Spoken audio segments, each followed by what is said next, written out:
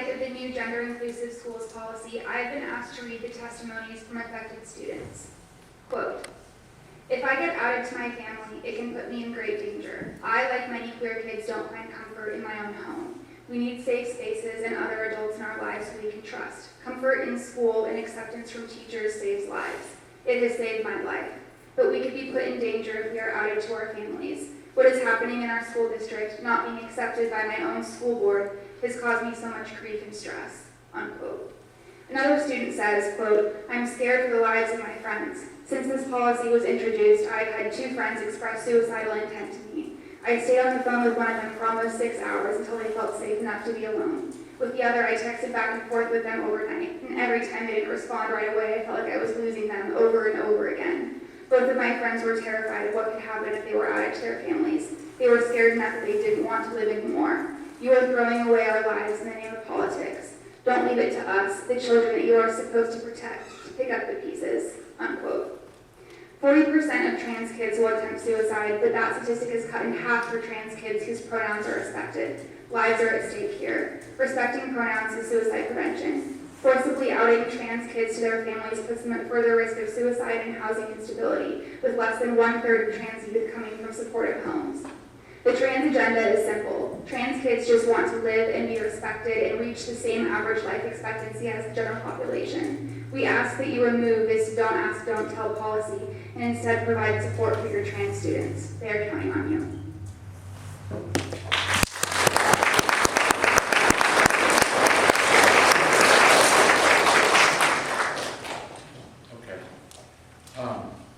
And also just to help it go a little quicker, I'll call the speaker who's now, and I'll also call an on-deck speaker. So the next speaker right now is Andrea Lewis, and then we'll put Miranda Stoddard on deck, so if you can be close by.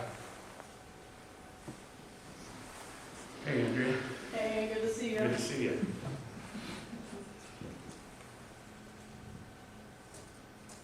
My name is Andrea Lewis. I use she, her pronouns, and I do not reside in the district.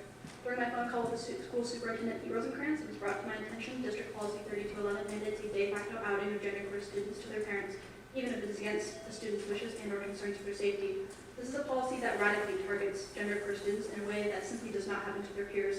In Washington public schools, students have the legally protected right to be addressed by their requested name, pronouns, and gender designation without parental consent. If students are not breaking school rules or the law, there isn't a compelling reason to violate their privacy and trust by informing their parents about their permission. Pete stated it was a matter of student safety to mitigate the increased risk of suicide for genderqueer youth. Acknowledging that genderqueer youth are at higher risk for suicide is an important step in the right direction. However, it is vital to recognize the external social pressures that directly impact that risk. What can the school do about that? Research demonstrates the suicide rate for genderqueer youth is reduced by 40% when they have just one accepting adult in their life. A study showed 50% of gay teens experienced a negative reaction from their parents when they came out, and 26 were kicked out of their homes. That statistically indicates that 1 out of 4 queer youth are at risk for parental neglect. When students come out, they are taking a calculated risk in doing so. It is not the job of the school to police the personal growth and exploration of students as they discover who they are and who they want to be. This policy sends the message to students, teachers, and parents that queer identity itself is a health risk, that queerness is a danger to the student, that is discriminatory. Creating a safe and accepting environment in school is a matter of accessibility for queer youth to academically and socially succeed like their peers. Classrooms should be a safe space to discuss gender identity like any other identity. Queer youth deserve to know their rights and protections. This don't ask, don't tell style policy treats gender queerness like an illness, one that is somehow contagious. Identity is simply how we see ourselves. Gender queerness contains a multitude of valid identities. Any policy that turns teachers into informants against one group of students perpetuates prejudice. Students won't feel safe to come out in school or to their parents unless they have freedom to do so on their own terms. Thank you.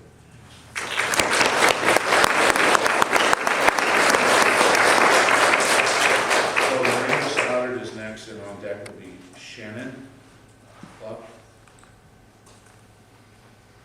Hi, I'm Miranda, and I'm trans.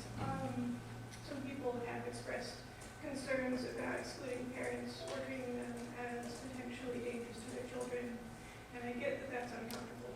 That doesn't mean it's not true. LGBTQ youth, and especially transgender youth, are overrepresented in the foster care system because their parents abandon them. Societal beliefs about transgender people mean that sometimes children are at risk from their parents when they wouldn't be if they weren't trans or if their parents didn't know. And we can't know which parents are safe to share that with, especially because teachers do not know students as well as the kids know them. Children, in this case, are the experts on what is safe, and they should be allowed to make that choice, especially because they will be facing the consequences.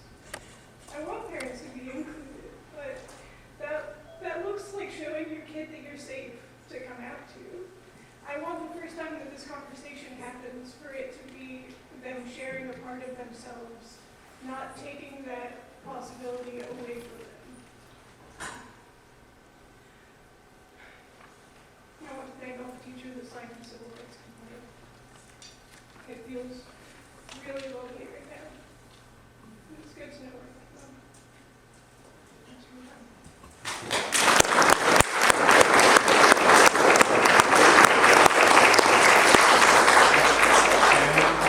Is up, and that puts Sabrina Sheehy on deck.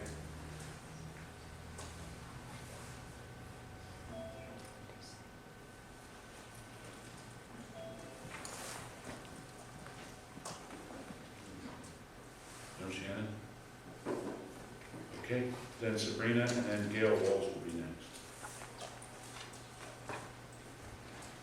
My name is Sabrina Sheehy, and my pronouns are she, her. I do not reside in the district, but rather in Vancouver Metro. I am a licensed clinical social worker, therapist, mother, and a member of the LGBTQ community here in Southwest Washington. I've worked with many individuals who identify as LGBTQIA. I'm speaking today out of concern for the welfare of the LGBTQIA+ students who reside in rural parts of Clark County. While your policy around acknowledging gender pronouns initially adheres to the laws of Washington State, procedural applications are very worrisome. I am deeply concerned that a child's request that staff address them with pronouns that may be different than the ones they are assigned at birth leads administration ultimately reporting it to the parents and guardians concerns me. In the world of a student with a home environment that is unsupportive of their identity exploration, this is not just terrifying, it is grossly irresponsible on the part of the adults. What we know for sure is that when these children are not allowed the safe haven to figure their identity out for themselves, they are prone to higher rates of depression, anxiety, health problems, and even suicide. I have sat myself with clients who have been ostracized by their families for being gay or transgender, whose families have totally cut them off or convinced them that their faith and their gender identity cannot coexist, which is untrue. These clients describe that their childhoods as painful, full of anxiety and fear, and feeling like they'd rather die than be rejected by their families. I can promise you that if a child's family has created a safe space for that child to be themselves and explore who they are, then the parents already know their pronouns. I know this as a professional and as a parent. When adults get out of the way and allow their kids to explore who they are, and they have one safe space to explore who they are, they turn out to be exactly who they're supposed to be, and they are mentally healthier for it. Thank you.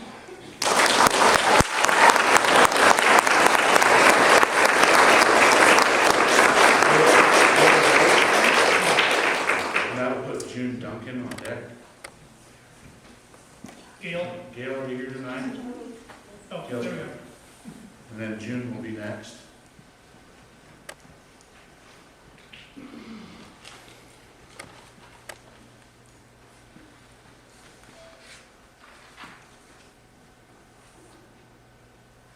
My name is Gail Walls, and I'm a resident of the center.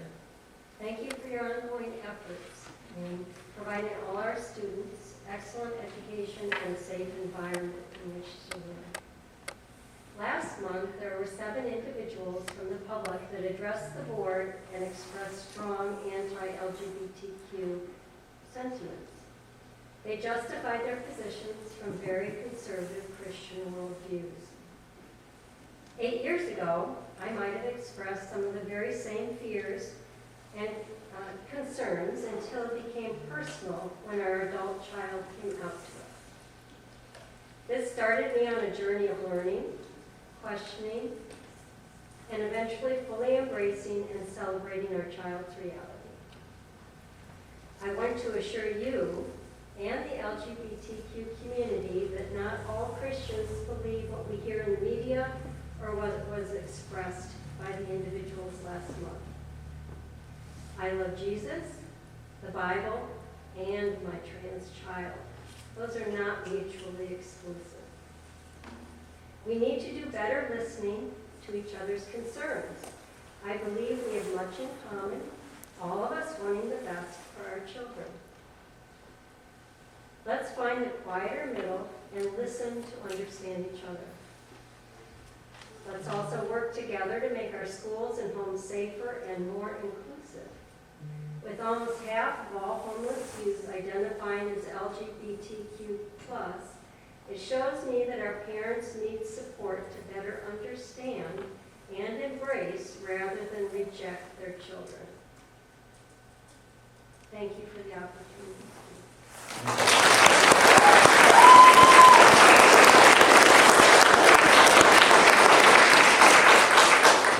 My name is June Duncan.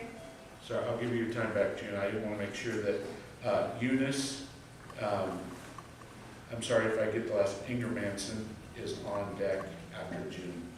Sorry, June, I'm just trying to keep it going. You can start your time fresh.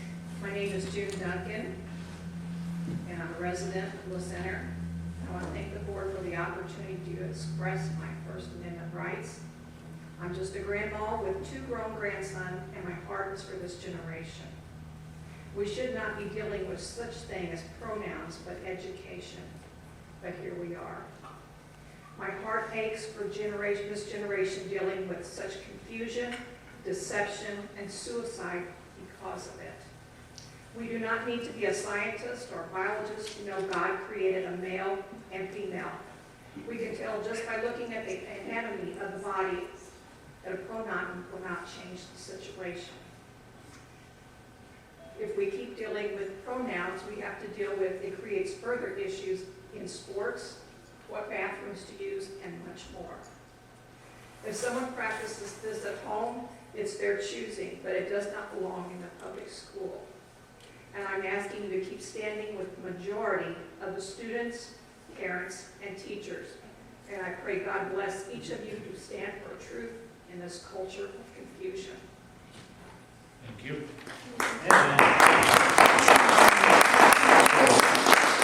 Eunice is next, and that will put Morgan Frazier on deck.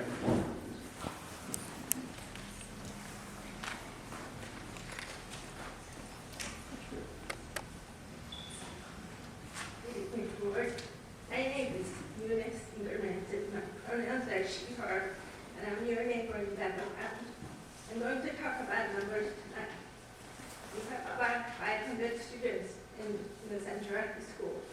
Applying this number to the data from various studies, we conclude that approximately 150 of your students are LGBTQ, 26 being transgender or gender expansive. 102 have had symptoms of generalized anxiety disorder in the past 2 weeks. 100 live in families that are supportive of LGBTQ identities. 50 have been physically threatened or harmed in their lifetime due to their LGBTQ identity. 60 seriously considered attempting suicide in the past 12 months, and 14 of them attempted suicide in the 21 of them attempted suicide in the past year. Now, some mitigating factors. Transgender and non-binary youth having pronouns respected by all or most people in their lives attempted suicide at half the rate of those who did not. Having many supportive staff decreases the number of students missing school because they feel unsafe or uncomfortable because of LGBTQ identity by more than half. LGBTQ youth who live in a community that is accepting of LGBTQ people have significantly lower rates of attempting suicide than those who do not. Let's work on creating an accepting community where all can feel safe and thrive. Thank you.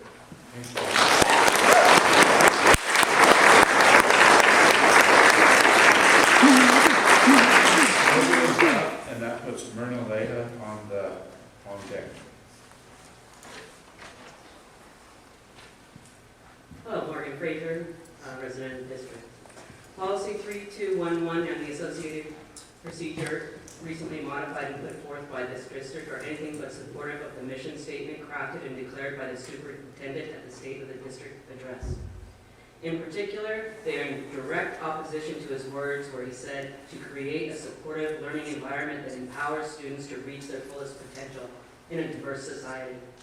As a professional historian employed by the state of Washington, as well as a number of local and federal agencies, knowing the importance in using the correct and gender-neutral pronouns, realizing the present social norms and the importance of inclusivity is part of everyday work-life culture. And it's mandatory in every single new employee orientation. So, unless you work for yourself, get ready. We must remember that language is variable, and we tailor our language to context and situation. Everyone, not just transgender or non-binary students, prefers the use of their correct pronouns. Pronouns are basically how we identify ourselves apart from our name. Using someone's correct gender pronouns is a way to show your respect for them and affirm their identity. The declaration of preferred pronouns has become a contemporary cultural issue, as we can see here today. But that said, in Western culture, we have been searching for gender-neutral pronouns for at least 700 years.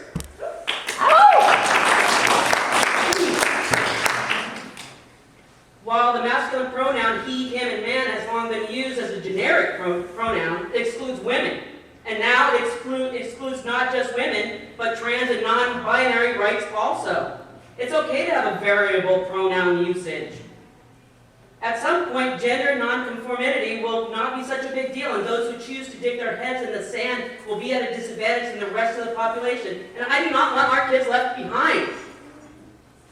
People in every walk of life are becoming increasingly accepting of variable pronouns, and the pronoun controversy will fade into the background because people eventually won't feel the need to politicize the pronoun.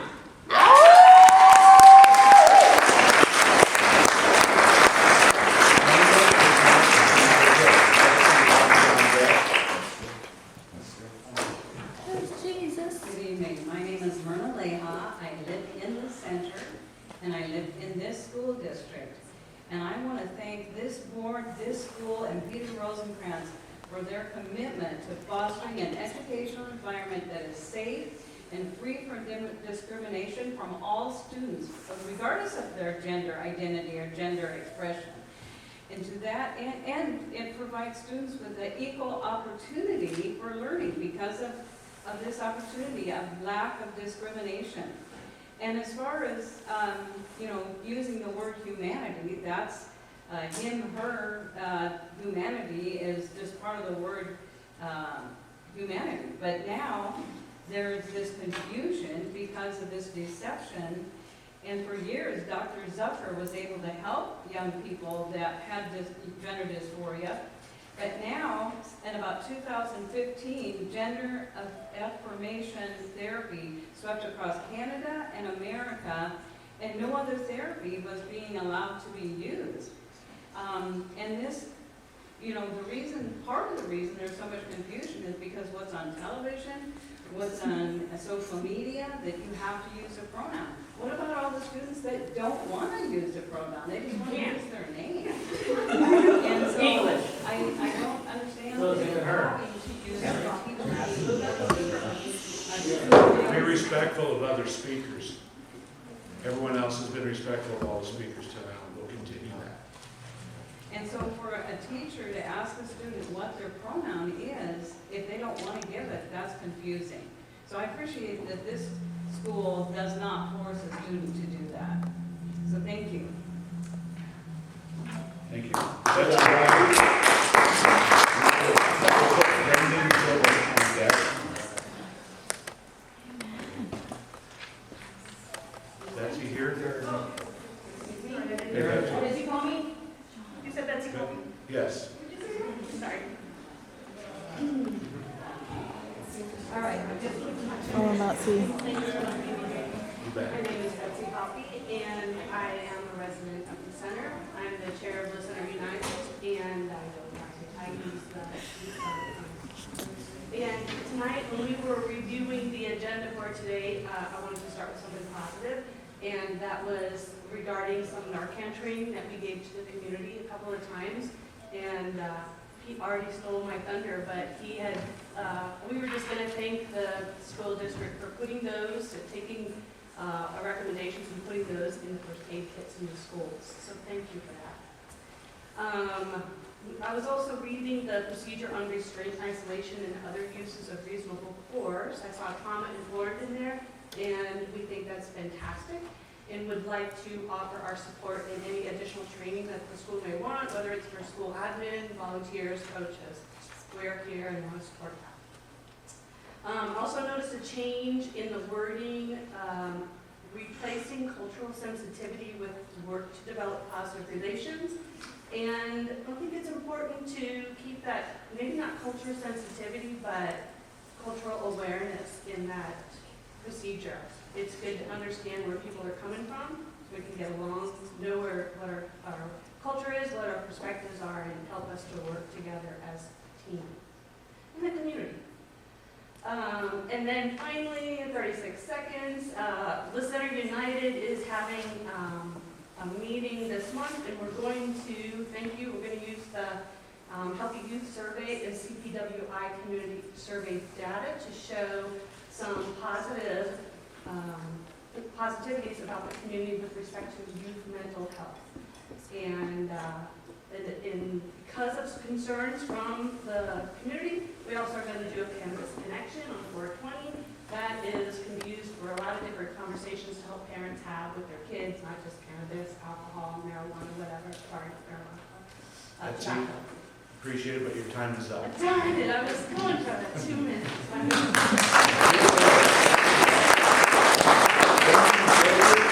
We'll put Eva Wagner on deck.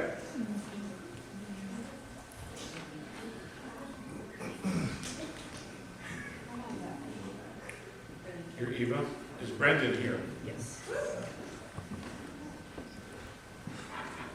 Hello, my name is Brendan Gilbert, and I'm a district member and a former student of the Center School District. I've identified as trans for nearly a decade. I came out while I was in 7th grade and was a target of harassment by both my peers and members of the middle school staff. When I tried to report the bullying I was subjected to, a staff member told me that I should have expected it and that it was my fault for coming out. In 8th grade, I began walking to the weekly GSA meetings held at the high school because that was the only support system I had access to. I looked towards my high school as a beacon of hope and a place where I wouldn't have to feel so alone. My parents didn't know about my gender identity until I was in sophomore year when I was forcibly outed by a high school staff member. A member of my family was furious to the point where they physically abused me to the point where I could no longer attend school.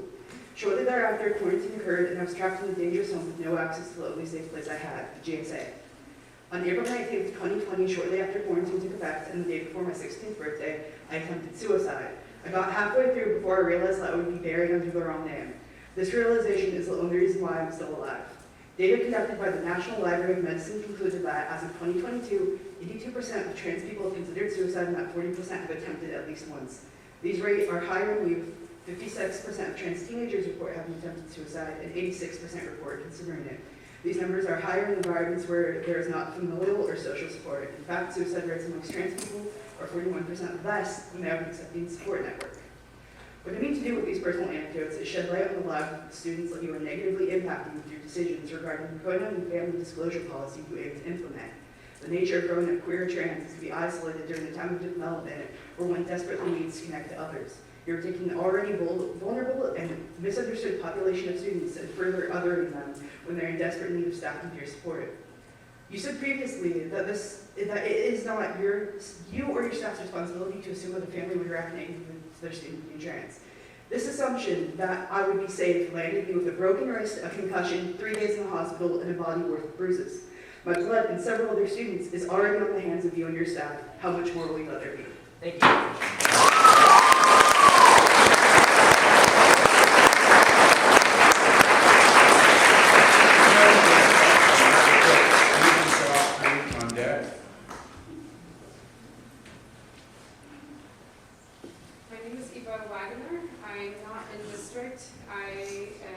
I am a critical care nurse. I am part of the LGBTQ community myself, married to a trans man. I'm a mother. We have 2 children. One of whom is trans, the other one just cis like me. As an ICU nurse, I've seen more death than I could have ever imagined in my life. but the death of children will always be the most heartbreaking to me. I cannot believe I'm here today informing educators that gender is a social construct not dictated by genitals, but here we are. You've already heard a lot about how there's an increase in suicidal ideation attempt for trans youth who lack support at school as well as at home. Conversely, there's a 50% decrease in suicidal ideation attempt for those youth. This should make it quite obvious that being trans is not a suicide risk, but the lack of support of the people that should be caring for them is. The lack of support of their family, where 75% of trans youth do not have support at home. So if you out them, you are putting them at risk. The proposed changes preventing teachers from asking pronouns and forcing them to out students to potentially unsafe family, again, 3/4 of trans students, is transphobic and will fracture the trust that such students have with educators, put them in unsafe situations, and will absolutely increase the suicidal rate of those students. I'm the person that has seen life on the precipice of suicide. Fighting for people who have lost hope. You are not. Every single medical board opposes forced outing of trans youth because of the associated risks of suicidal ideation. Nothing reputable supports such policies. How about instead of harmful transphobic policies, you will stop obsessing about the genitals in kids' pants, because that's all you're doing, and start focusing on policies that promote inclusion and safety and support.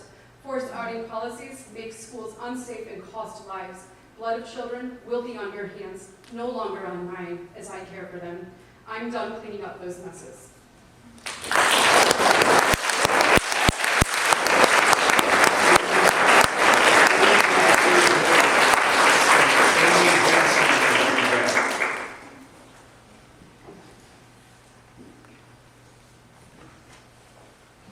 Good evening.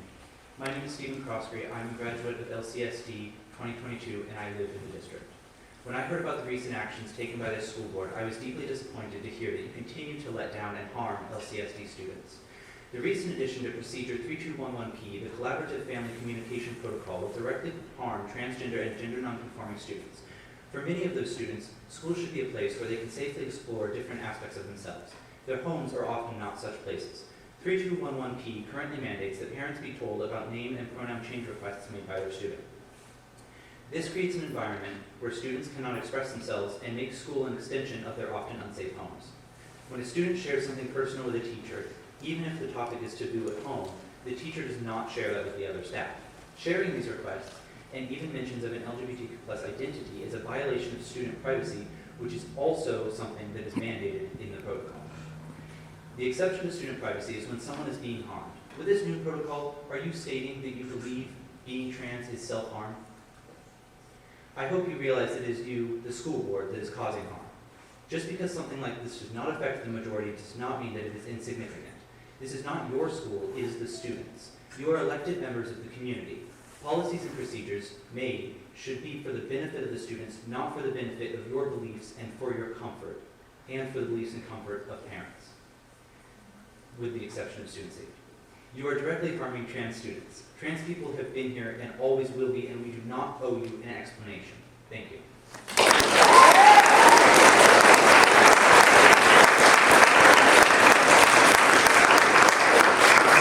Amy Henson is up, and Justine Stimmel is on deck.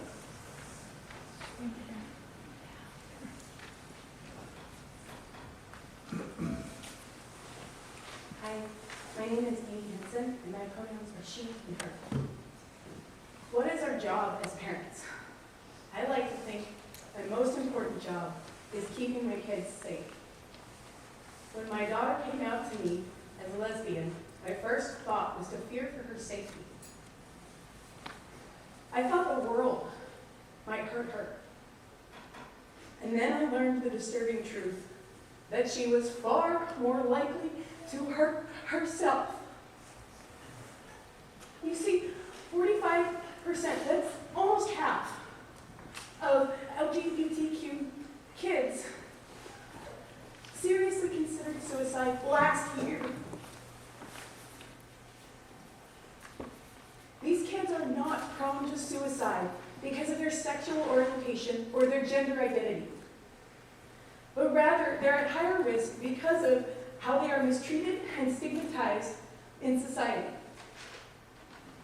The Trevor Project reports an undeniable correlation between reduced suicide rates and socially supportive communities, families, and schools.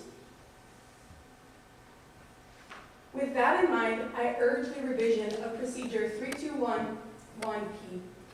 Every student in the district deserves to make the difficult decision of coming out to their parents and their families in their own time.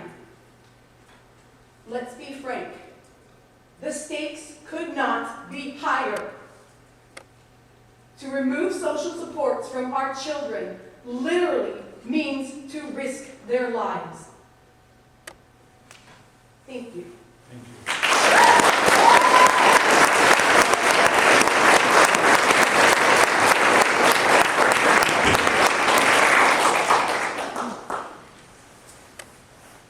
Whew. Boy, is there a heaviness in here tonight.